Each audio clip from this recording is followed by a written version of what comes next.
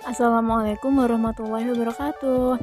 Hai semua, kali ini kita akan belajar tentang materi perkembangan Islam masa Rasulullah SAW, periode Mekah, yang membahas terkait kebudayaan masyarakat Mekah sebelum Islam dan substansi dan strategi dakwah Rasulullah SAW periode Mekah dengan metode pembelajaran storytelling. Yuk, simak ceritanya ya. Budayaan masyarakat Mekah sebelum Islam. Bayangkan kita sedang berjalan di tengah hamparan gurun pasir yang luas dan panas. Angin kering berembus pelan membawa debu halus dan di kejauhan tampak rombongan unta berjalan perlahan. Di sanalah di sebuah wilayah tandus bernama Mekah. Ribuan tahun yang lalu hidup sekelompok orang yang dikenal sebagai bangsa Arab. Sebelum datangnya Islam, masa itu oleh para ahli sejarah disebut sebagai masa jahiliyah, yang artinya masa kebodohan. Tapi jangan salah sangka ya, kata bodoh di sini bukan berarti mereka tidak tahu apa-apa. Justru mereka sudah mengenal berbagai dasar ilmu pengetahuan, dan dalam bidang sastra mereka sangatlah maju. Syair dan puisi menjadi bagian penting dari kehidupan mereka, mulai dihafalkan, dilombakan, dan dijunjung tinggi. Wilayah Arab sendiri berada di ujung barat daya Asia, dikelilingi oleh negeri-negeri lain seperti Syam, Palestina, Teluk Persia, hingga Samudra India. Tapi tanah Arab, terutama Mekah, bukanlah tanah yang subur. Gurun pasir yang luas dan cuaca panas membuat kehidupan di sana penuh tantangan. Maka banyak dari mereka hidup sebagai pengembara, berpindah dari satu tempat ke tempat lain, mengendarai unta atau kuda, mencari sumber air dan tempat yang lebih baik untuk bertahan hidup. Karena terbiasa hidup berpindah dan jauh dari kekuasaan tunggal, orang-orang Arab Mekah tumbuh menjadi masyarakat yang sangat menjunjung tinggi kebebasan. Mereka tidak suka diatur oleh hukum atau aturan baku. Maka terbentuklah kelompok-kelompok masyarakat kecil yang disebut kabilah, semacam suku atau klan yang masing-masing memiliki pemimpin dan aturan sendiri. Begitulah gambaran kehidupan Arab sebelum Islam datang. Suatu masa yang keras, bebas, dan penuh tantangan. Namun, di tengah kehidupan seperti itulah, kelak lahir seorang utusan yang akan mengubah segalanya, yaitu Nabi Muhammad SAW. Substansi dan strategi dakwah Rasulullah SAW periode Mekah. Kisah dakwah Rasulullah SAW di Mekah.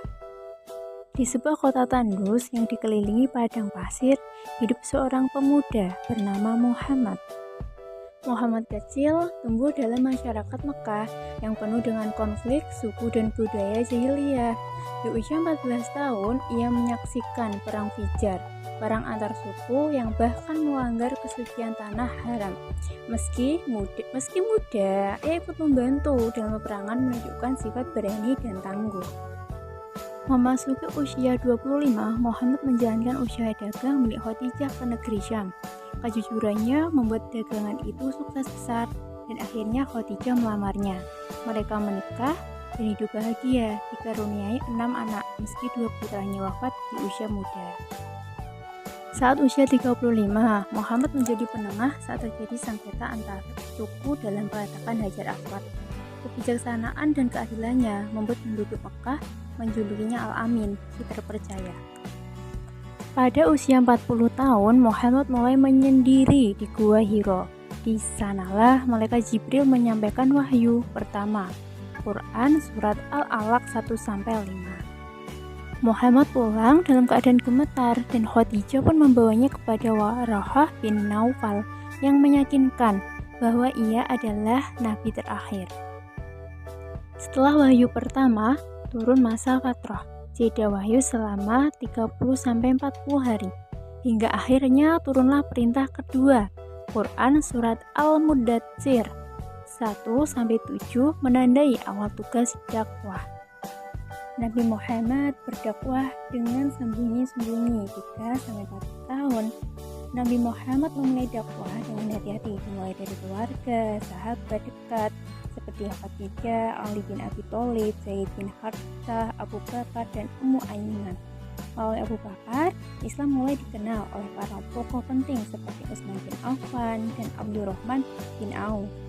Wahyu-wahyu awal fokus pada tauhid, akhlak, dan bantahan terhadap kehidupan jahiliyah. Ini adalah masa membangun fondasi keimanan dan kesetiaan. Setelah 3 tahun, turun perintah untuk berdakwah secara terbuka.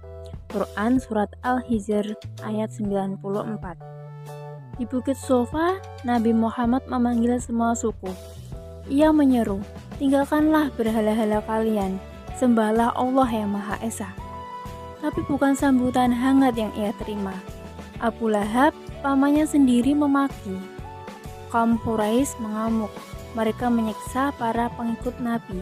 Bilal bin Rabah ditindih batu besar, Zinirah dibutakan, Sumayyah dibunuh. Tapi iman tak goyah, hati mereka tetap bersinar. Dua tokoh Quraisy, Hamzah dan Umar, justru masuk Islam. Guncanglah para penentang.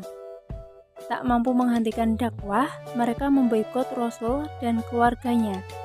Tak boleh menikah, tak boleh berdagang, tak boleh bersosialisasi. Namun Nabi Muhammad tetap tegar. Demi Allah, meskipun matahari di tangan kananku dan bulan di tangan kiriku, aku tidak akan berhenti.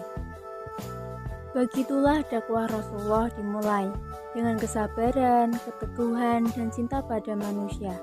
Dari Gua Hiro hingga Bukit Sofa, dari bisikan lembut hingga seruan lantang.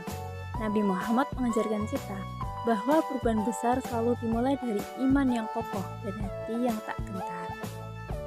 Dari pembelajaran tadi, kita dapat mengambil hikmah pembelajaran, antara lain 1. Dalam berdakwah dibutuhkan kesabaran dan keikhlasan agar mendapatkan hasil yang maksimal.